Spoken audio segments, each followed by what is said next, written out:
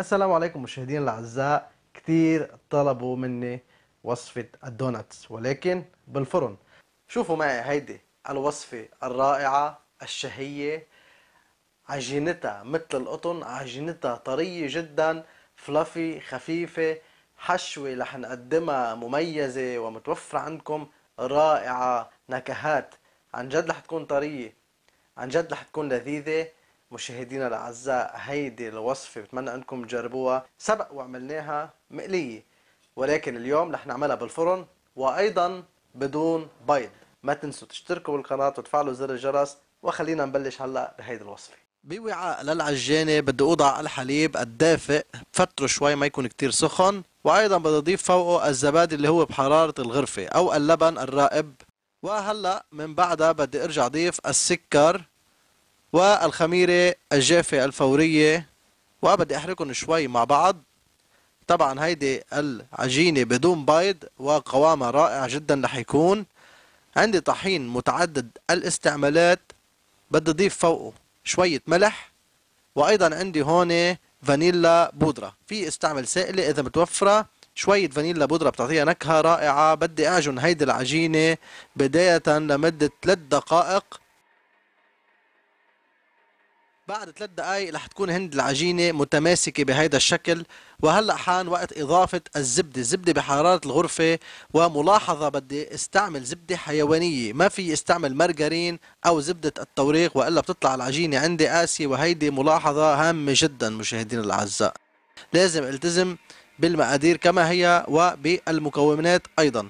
بس حط الزبدة رح لاحظ عند العجينة رح تتفرطع عن بعضها أو رح تنفصل، ولكن باشر بالعجن إلى ما انه ترجع تتماسك بهذا الشكل. واذا عم بعجن على الايد يفضل انه ضيف الزبدة على دفعتين او 3 بتسهل علي الشغل.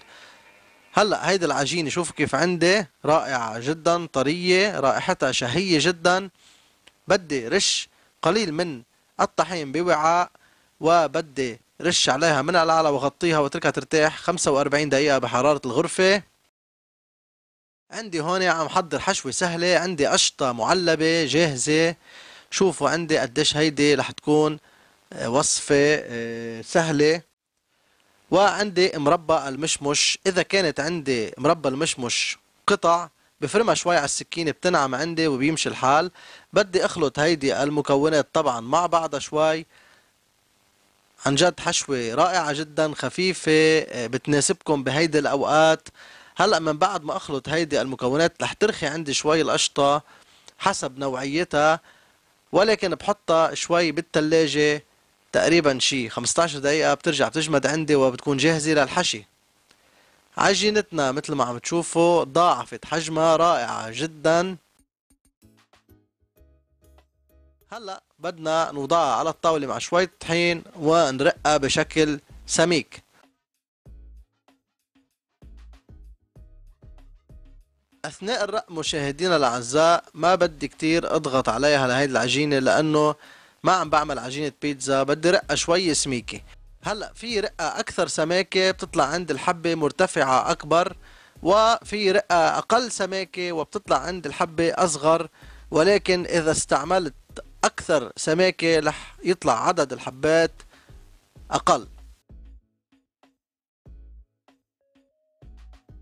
هلا هيدي السماكة اللي حاتبعها، ولكن انا بالعجين المفضل رح ارجع اعمل عندي حبة سميكة. لا تشوفوا الفرق بين الصغير والكبير، وكله نفس النتيجة، خفيف من جوا ورائع، ولكن بس بيختلف الحجم. رح تشوفوا عندي باخر الحلقة كيف.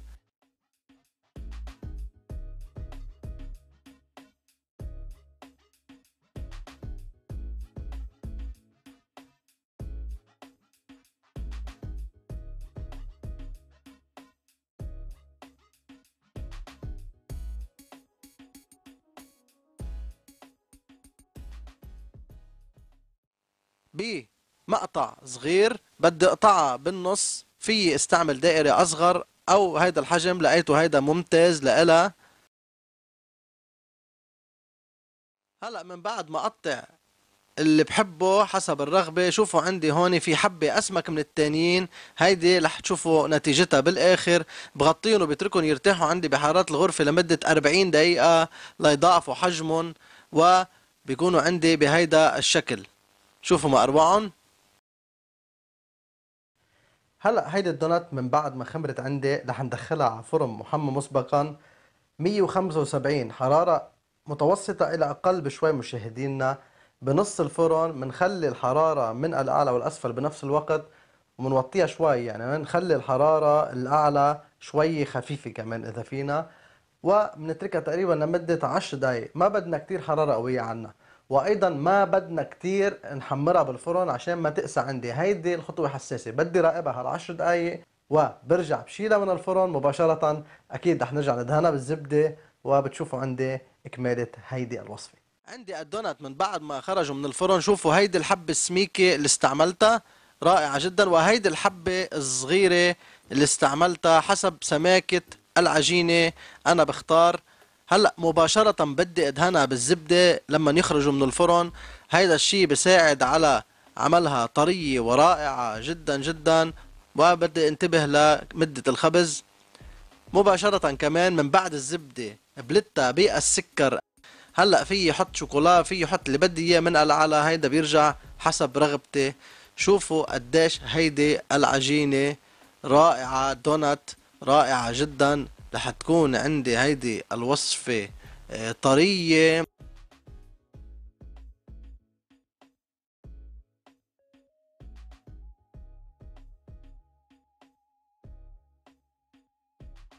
هلا عم نستعمل هون الدونات الحجم الصغير.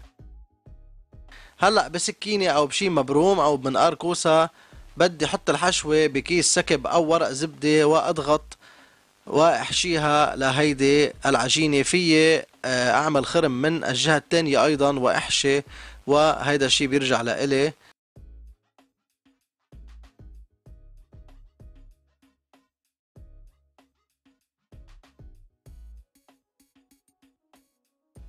شوفوا عندي كتير عجينة رائعة خفيفة هشة. بتمنى انكم تجربوها بهيدي الطريقة. عملتها مخصص بدون بيض.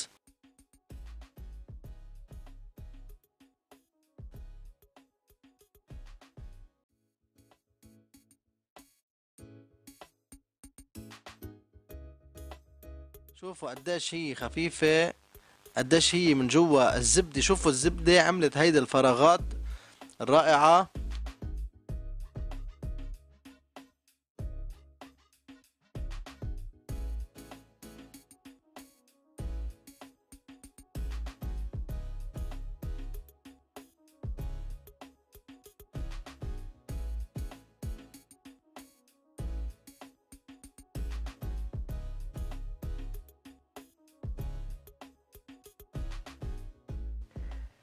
بسم الله. رح ندوق هيدي الدونات المحشية، إن كانت حجمها أصغر ولا أكبر هيدا الشي بيرجع لكم، أما الداخل رح يكون نفس النتيجة. بس بدنا ننتبه للخبز.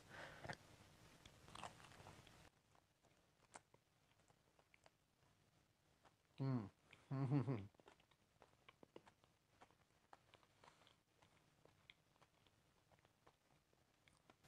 رائعة عن جد، رائعة بكل معنى الكلمة عن جد. إنه الدونات هي أصلا مقلية، أما هيدي الوصفة شبيهة كتير لإلها. هيك بتعس مثل ما بيقولوا. استعمال مكونات اللبن هيدي لإلكم. اللبن والزبدة بهيدي الطريقة بنقدر نستغني فيها عن البيض، لأنه البيض له نتيجة بهيدي الدونات، ولكن أنا عملتها بدون بيض وعملت مكونات تعطي نفس النتيجة. وهيدا الشيء شوي دقيق بتعلق بموضوع البروتين والدهون. هلأ هيدا موضوع تاني. مشاهدينا الأعزاء تابعونا وانتظرونا بحلقات مقبلة بشهر رمضان إن شاء الله، وإلى اللقاء إلى حلقة مقبلة.